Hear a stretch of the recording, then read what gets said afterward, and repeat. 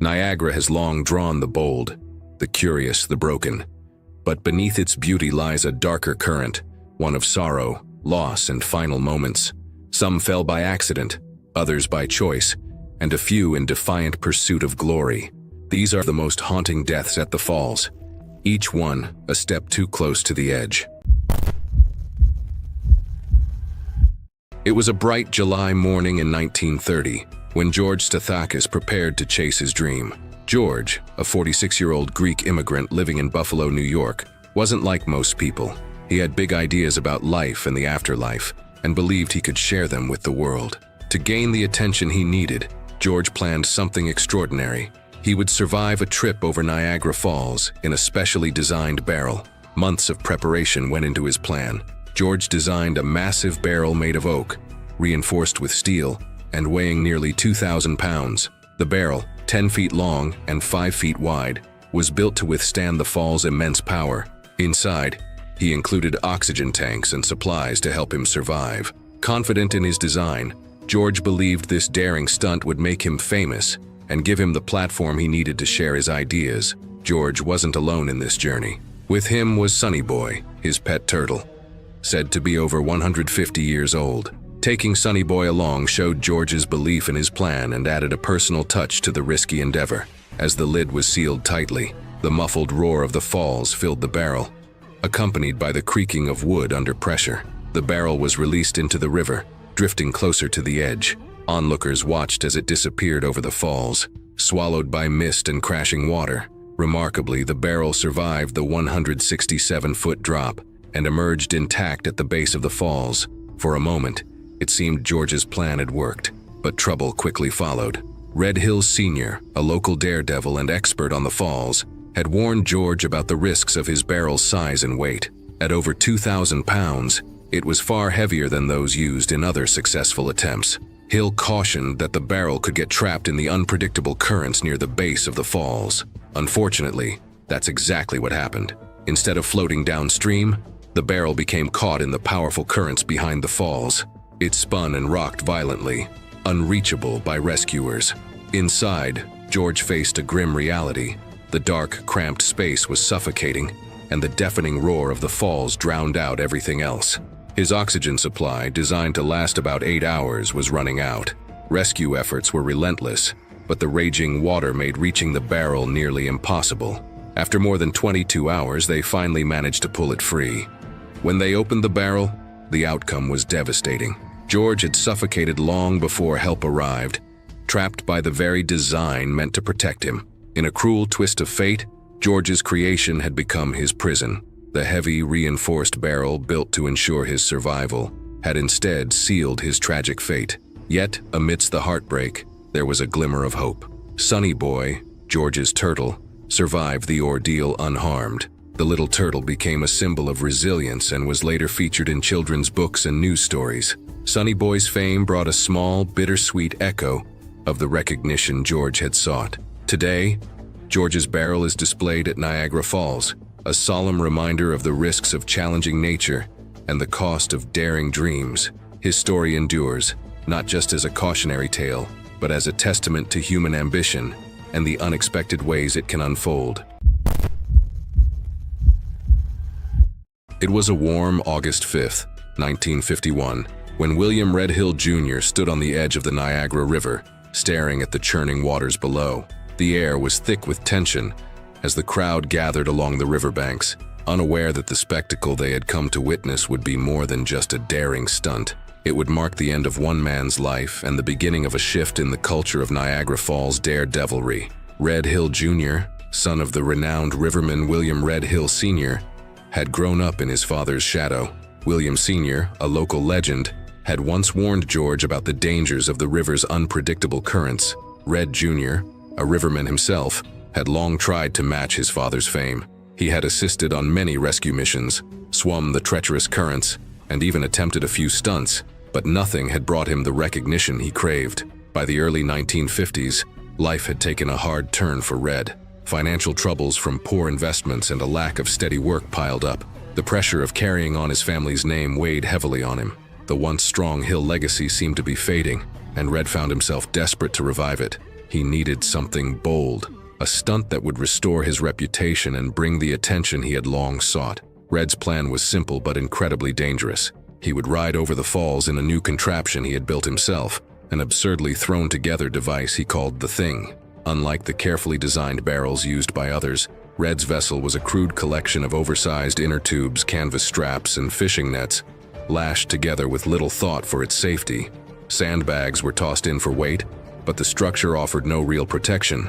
The whole thing resembled a floating scrap heap more than a life-saving vessel. The contraption had no rigid structure to keep it intact, and its mismatched materials looked like they might fall apart before it even reached the falls. Despite the warnings from friends and experts who told him the odds of survival were nearly impossible, Red was determined.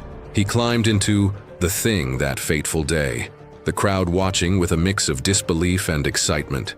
As the contraption made its way toward the edge, the water seemed to twist around it, pushing it dangerously close to the falls.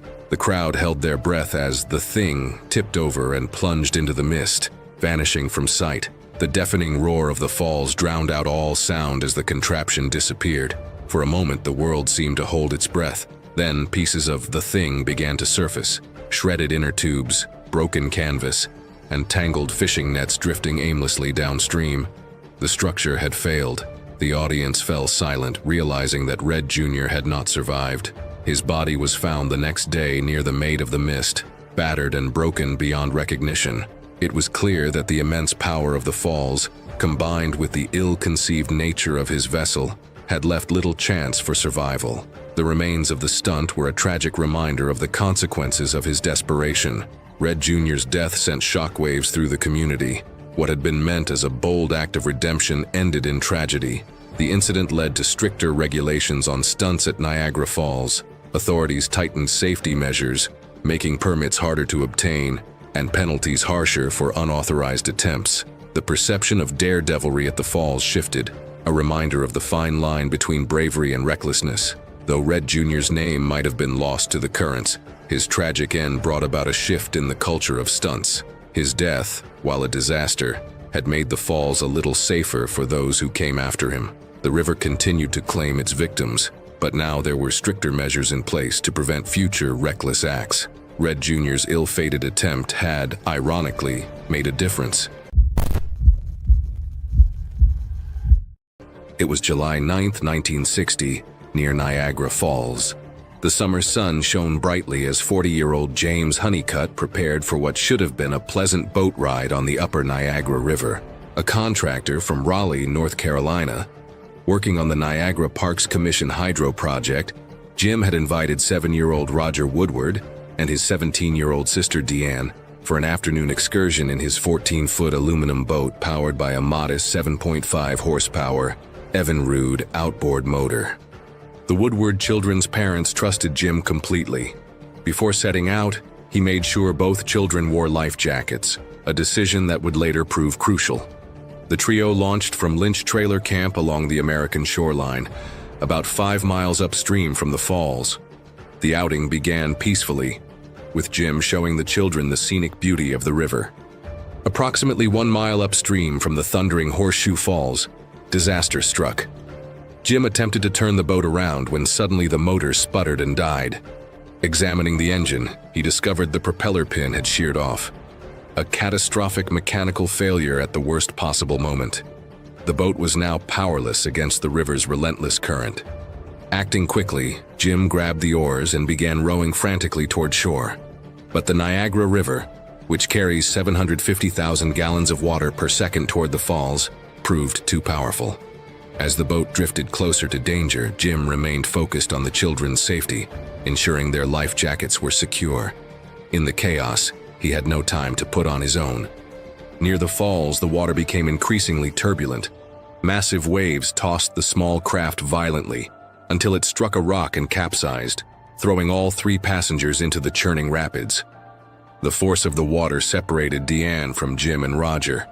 She managed to cling to the overturned boat momentarily before being pulled under by a powerful wave. When Deanne surfaced, she found herself being swept toward Terrapin Point on Goat Island. There, John Hayes, a 44-year-old truck driver from Vauxhall, New Jersey, spotted her struggling in the water. In a heroic act, Hayes climbed over the guardrail, anchored himself with one leg through the bars, and reached out to Deanne. With the help of another tourist, John Quattrochi, they pulled her to safety just 20 feet from the brink. Meanwhile, Jim held onto young Roger as they were swept toward the falls. Witnesses described seeing Jim clutching the boy tightly, trying to protect him even as they approached the edge. Then, in a final act of selflessness, Jim pushed Roger away from himself, perhaps hoping the boy's lighter weight and life jacket might give him a better chance of survival. At 12:55 p.m., both went over the 167-foot drop of Horseshoe Falls. In what many call the Miracle of Niagara, Roger Woodward survived the plunge, his small size, weighing only 55 pounds, and the orange life jacket helped him avoid the jagged rocks at the base. The crew of the Maid of the Mist 2 spotted him bobbing in the water, and after 3 attempts, pulled him aboard using a life ring. Roger suffered only minor cuts and bruises. Jim Honeycutt wasn't as fortunate. Without a life jacket and battered by the tremendous force of the falls, he disappeared beneath the churning waters. Despite extensive search efforts, his body wasn't recovered until 3 days later, found about a quarter-mile downstream. The tragedy and miracle of that day became legendary in Niagara's history. Roger Woodward became the first person known to survive an unprotected plunge over the falls, while Jim Honeycutt's final act of ensuring the children's safety likely saved their lives at the cost of his own. Today, a small plaque near Terrapin Point commemorates this extraordinary event, a testament to both nature's awesome power and one man's ultimate sacrifice. It was a brisk spring day in April 2017, and the roaring sound of Niagara Falls echoed through the air. The river churned below as it always did, carrying with it the promise of a fatal drop for those who dared to challenge the power of the falls. On this day, however, the falls would claim a man who had once walked away from them unharmed, a man who thought he could conquer their force once again. Kirk Jones, a 53-year-old from Michigan, had already made history in 2003 when he became the first person to survive a plunge over Niagara Falls without any protective gear. At 167 feet, the drop had nearly cost him his life, yet he emerged from the roiling water with nothing more than minor injuries. It was considered a miracle. Kirk had been struggling with personal issues at the time, and some believed his decision to jump was a desperate act, one fueled by a need to escape. For a short while, he was thrust into the media spotlight, hailed as a survivor of the impossible. But the attention faded, and with it came legal repercussions. He was fined and banned from Canada for life. Despite the fame and the consequences, Kirk seemed drawn back to the falls, as if there was unfinished business between them. Banned from the Canadian side of the falls, he focused his attention on the American side, where he planned his return. Over the years, he spoke of his connection to the falls, as though they had become a part of him. In the months leading up to April 2017, he began to talk openly about his plans to return, this time not just for survival, but for a new purpose. He envisioned this second stunt as a way to launch a career in entertainment, to prove to the world that he could survive the impossible once again. Kirk's plan was unconventional at best. He purchased a large plastic ball online, the type used in zorbing, where people roll downhill inside a ball. Kirk believed that the ball would protect him during the plunge, cushioning the impact of the water and allowing him to survive. He thought that the rolling motion, which worked on hills, might somehow make the drop survivable, even though the falls were nothing like a hill. With his pet boa constrictor, Misty, by his side, he launched the ball into the fast-moving river above the falls, hoping this bizarre idea would launch his career. Witnesses reported seeing the ball drifting toward the edge of the falls. The current, as usual, was swift, and the rapids caused the ball to spin wildly. The water roared as the ball neared the precipice. After that, it vanished. It's unclear whether Kirk had ejected from the ball before it went over the falls, but when the ball was later retrieved, it was found empty. Rescue teams were dispatched immediately, hoping that, just like before, Kirk might somehow survive. But this time, the falls showed no mercy. The U.S. Coast Guard recovered Kirk's body on June 2, 2017, about 12 miles downstream from the falls. His pet snake, Misty, was never found. Kirk Jones, the man who had once survived the impossible, had been claimed by the very force he had dared to challenge once more. His story serves as a grim reminder of the power of nature and the limits of human will. The initial survival had been deemed a miracle, a rare stroke of luck, but the second attempt proved fatal. Why would a man who had already defied the odds attempt such a dangerous feat again? What drove Kirk to tempt fate, knowing the lethal power of Niagara Falls? Perhaps it was the allure of proving that lightning could strike twice, or a desire to relive the fleeting moment of survival. Or maybe it was a deeper compulsion to face the impossible once more. Despite the odds stacked against him, Kirk's death serves as a stark warning to those who might think that they can outsmart nature. It's a reminder that some forces, like Niagara Falls, cannot be conquered, only respected. Before we continue with this heart-wrenching tale, we invite you to subscribe to our channel. Your support helps us bring you more real-life stories like this.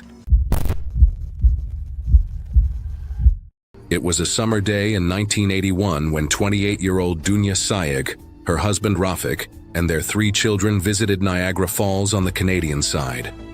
The family, who had immigrated from Lebanon and lived in Toronto for 8 years, planned a fun day at one of Canada's most famous landmarks. But what began as a day of joy would soon transform into a heartbreaking tragedy that would captivate and divide public opinion. Dunya carried her 2-month-old son Hesham in her arms as they approached the stone railing near Horseshoe Falls. The infant, who had a mild respiratory condition, was deeply cherished by his family. Friends would later testify that Dunya adored her long-awaited 3rd child and was rarely seen without him in her arms. Despite his health challenges, Hesham was the center of his mother's world. As Rafik stepped away to buy film for their camera, Dunya stood near the railing, approximately 12 feet from where the Niagara River roars over the falls. The barrier stood about 3 feet high, designed to keep visitors safe while allowing them to view the natural wonder. Hesham was cradled in his mother's arms, wrapped in a light blanket despite the summer heat. What happened next would be disputed in courtrooms and debated in living rooms across Canada. According to witnesses, Dunya suddenly staggered backward, appearing unsteady on her feet. She clutched her head with one hand, crying out that she felt dizzy. In that moment of disorientation, Hesham slipped from her grasp and fell over the edge of the railing.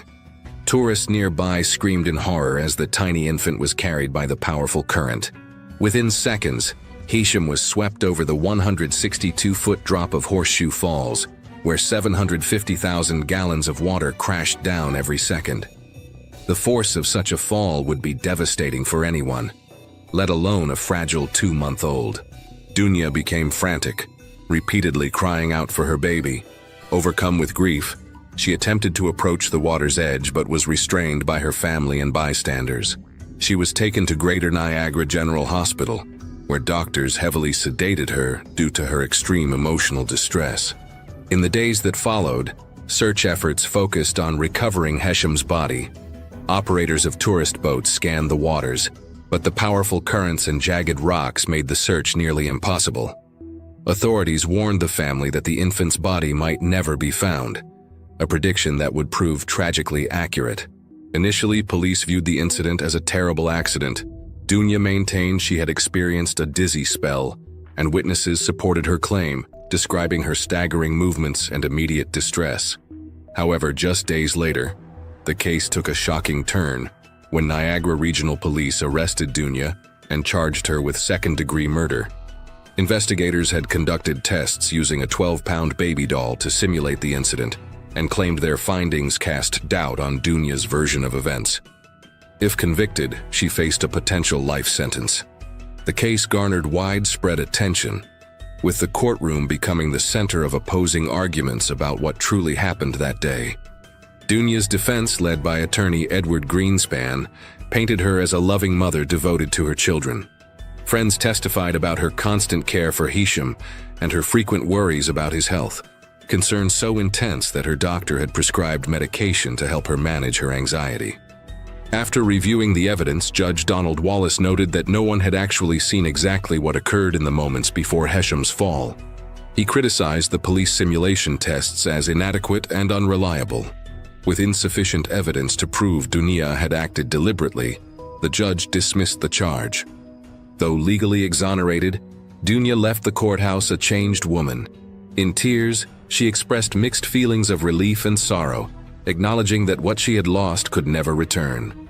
The tragedy of Hesham Sayegh, a life barely begun before being claimed by Niagara's powerful waters, remains one of the most haunting stories in the fall's long history.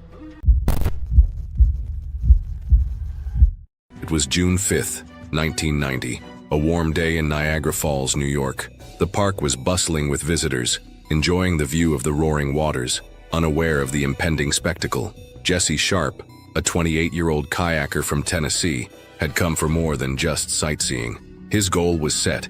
He would be the first person to kayak over Niagara Falls. It was a stunt that park authorities strictly prohibited, but for Jesse, there was no turning back. With a reputation built on conquering some of North America's most dangerous rapids, Jesse was no stranger to risky maneuvers. His confidence in his skills was unmatched. He'd navigated wild currents and survived treacherous drops before, but nothing like this. The 12-foot fiberglass canoe he chose was custom-made for speed, sleek and agile. No helmet, no life jacket, just a kayaker and his craft, prepared to defy the odds. Jesse believed in the power of his training. For him, the river was not a force of nature, but something to be controlled. This wasn't just about the thrill. There was a dream behind it: fame. He believed that successfully navigating the falls would launch him into a new realm of recognition, fame, movie deals, and professional stunt work. His name would be remembered, carved into history. Jesse spent months preparing for what he thought would be his defining moment. At around 1:45 p.m., Jesse launched his canoe into the Niagara River upstream, making his way toward the falls. The roar of the water grew louder as he approached, the mist rising like a wall ahead of him. His paddle strokes were steady and purposeful, each one bringing him closer to the edge. Onlookers stood in stunned silence as he neared the brink. Witnesses later recalled seeing him raise his paddle high above his head, a final gesture of confidence, before the kayak tipped over the edge and disappeared into the roaring water below. For a moment, it seemed as though the world had paused. The crowd waited, expecting him to surface and paddle to shore, but the minutes stretched on, and there was no sign of him. Rescuers quickly began searching the lower river, but despite their efforts, Jesse was never seen again. An hour later, his canoe was found, battered and tossed several hundred yards downstream, but Jesse Sharp was gone. To this day, no one knows exactly what happened. Some view Jesse's attempt as an act of reckless ambition, others as a bold pursuit of immortality. Whatever it was, it ended in tragedy, a daring attempt to conquer one of nature's most powerful forces. But in the end, the river claimed its own. It was October 28, 2024, at Niagara Falls. The autumn air was crisp as darkness settled over the thundering waters. At approximately 9 p.m., 33-year-old Chianti Means stood on Luna Island with her two children, 9-year-old Roman Rossman and 5-month-old baby Mecca Means. What began as an ordinary evening would soon become one of the most heartbreaking tragedies in Niagara's recent history. Chianti, a resident of Niagara Falls, New York, was known in her community as a domestic violence counselor. According to her LinkedIn profile, she had graduated from a school in nearby Buffalo and dedicated her career to helping others escape dangerous situations. Friends described her as a loving mother who adored her children, particularly baby Mecca, who had been born just 5 months earlier. But beneath her caring exterior, Chianti was fighting silent battles. Her cousin, Biera Hamilton, would later reveal that Chianti had been suffering from postpartum depression, a condition that affects approximately 15% of new mothers. Understand this. Postpartum depression is very real and needs a cure, Hamilton told reporters. My cousin was silently fighting depression alone. In the weeks before that fateful night, Chianti had posted troubling messages on social media under the name Diamond Scott. I wish someone would love me because the man that's supposed to does not, read one post.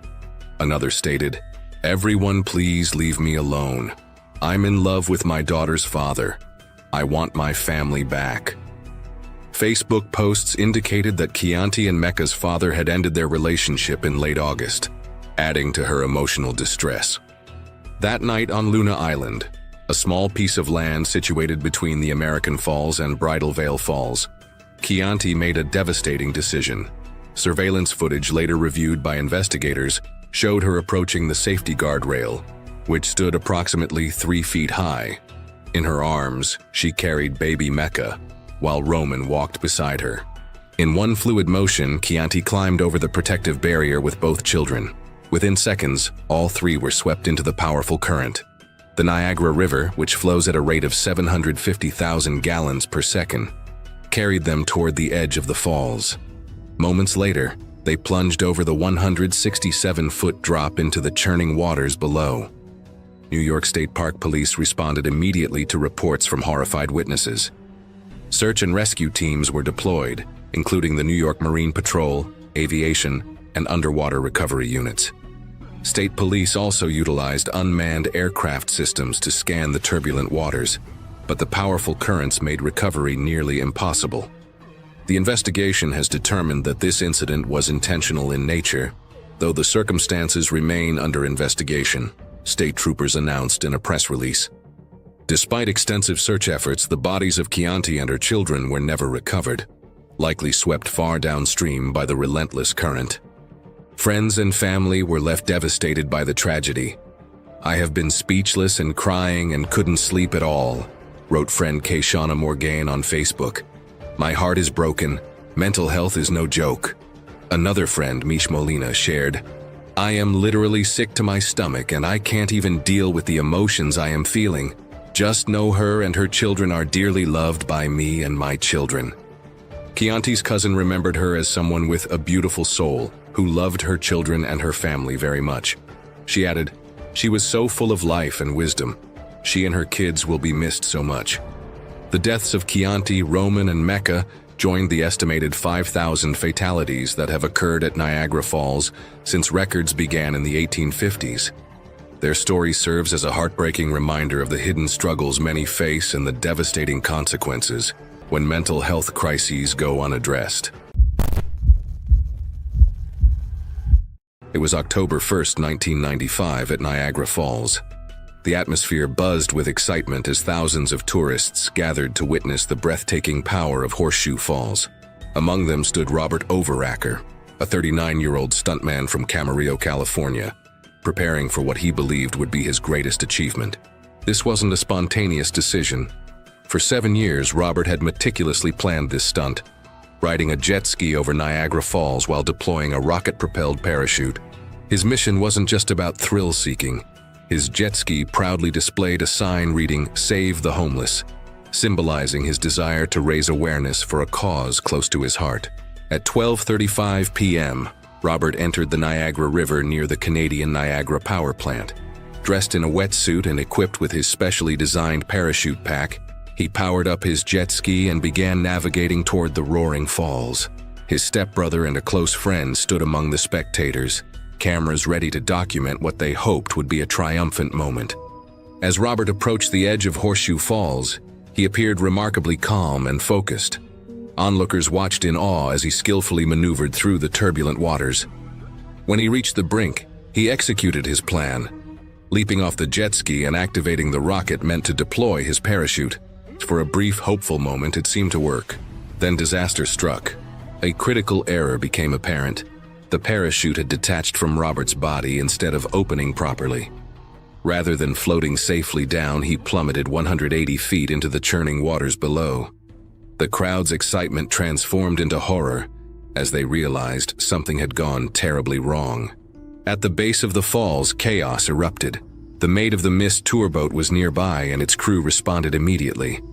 Some spectators initially believed Robert might have survived, mistaking the violent motion of the rapids for swimming. This was tragically not the case. The crew recovered Robert's body and brought him to shore.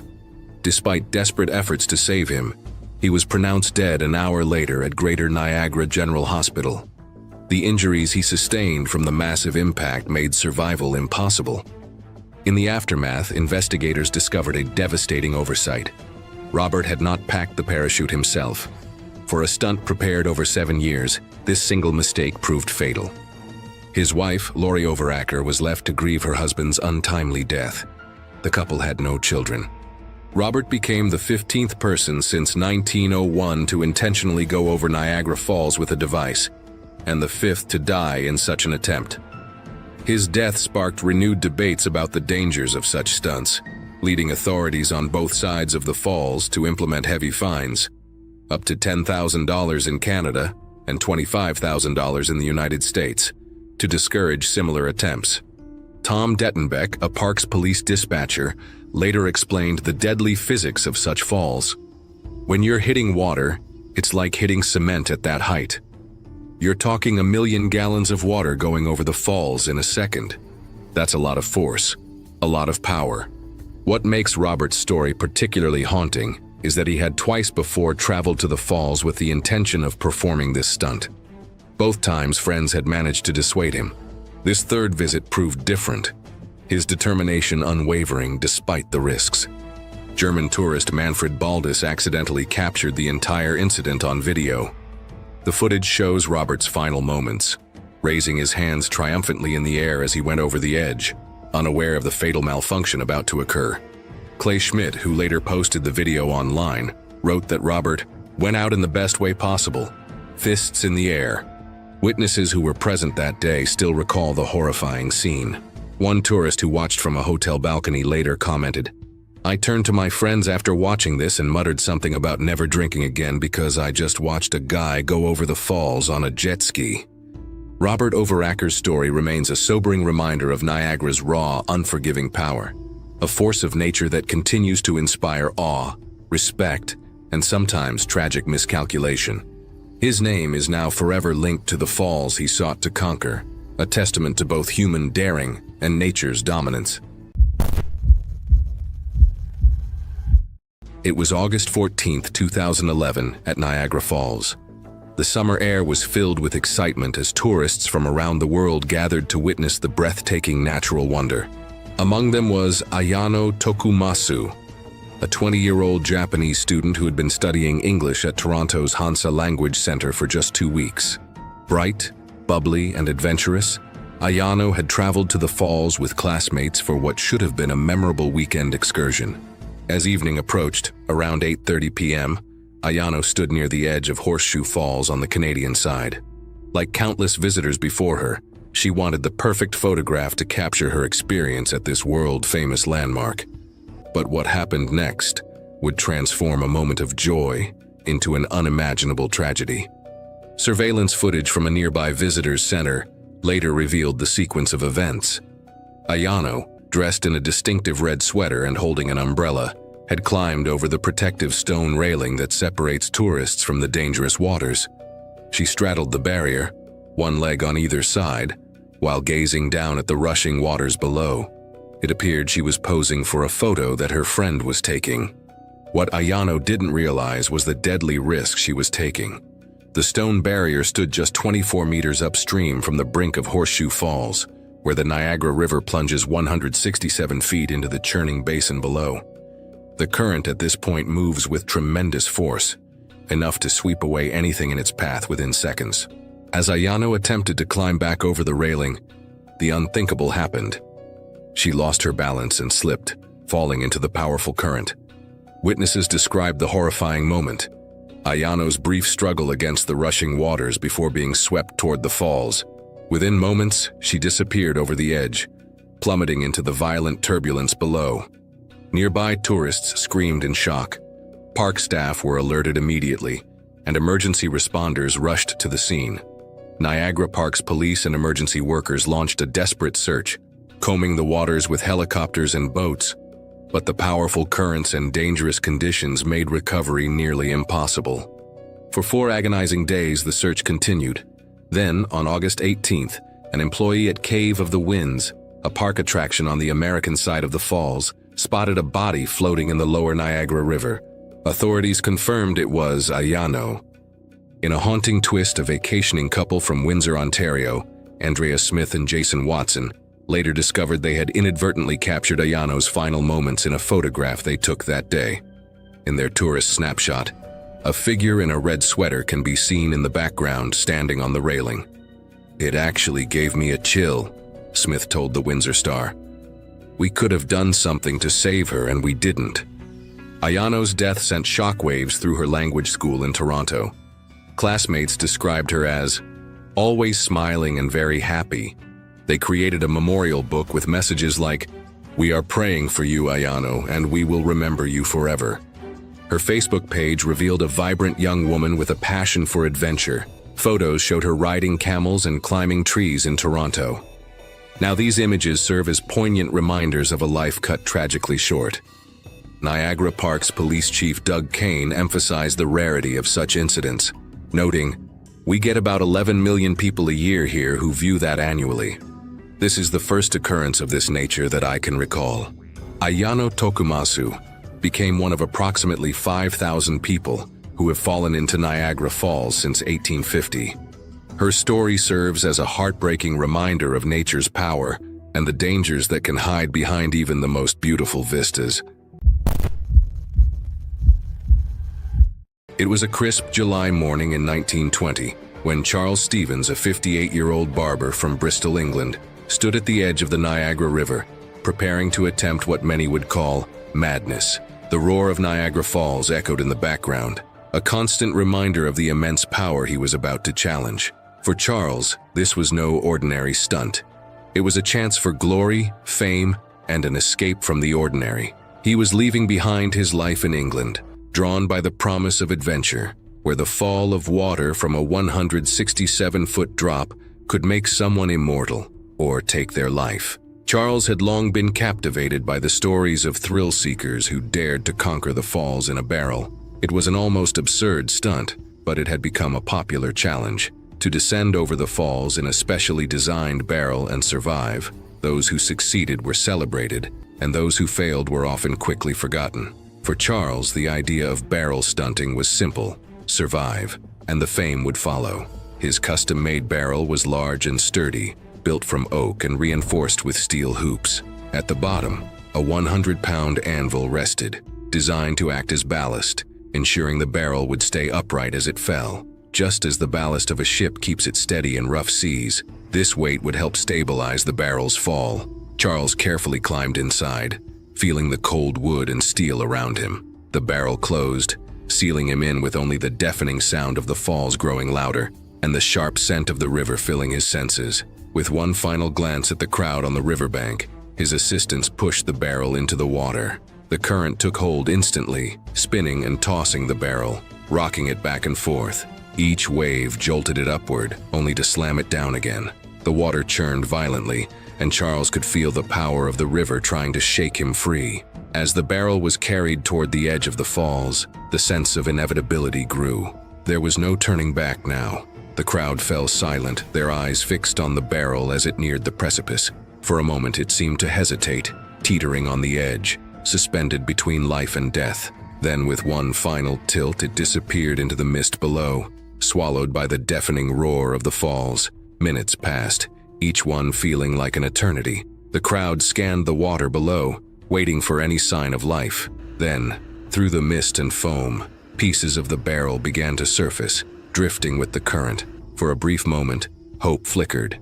Maybe Charles had survived, but as the debris was pulled closer, the sight of a right arm still strapped inside the wreckage dashed any hope. The anvil, meant to stabilize the barrel, had caused its undoing. The extra weight was too much, and when the barrel struck the jagged rocks at the base of the falls, the force of the impact shattered it. Charles Stevens had been killed instantly. The boldness of his attempt had met the unforgiving power of nature. Charles Stevens' tragic end serves as a stark reminder of the dangers in testing nature's limits. Driven by a quest for fame, he faced the falls, only for the very force he sought to conquer to claim his life. His story endures as a somber reminder of nature's uncontrollable power.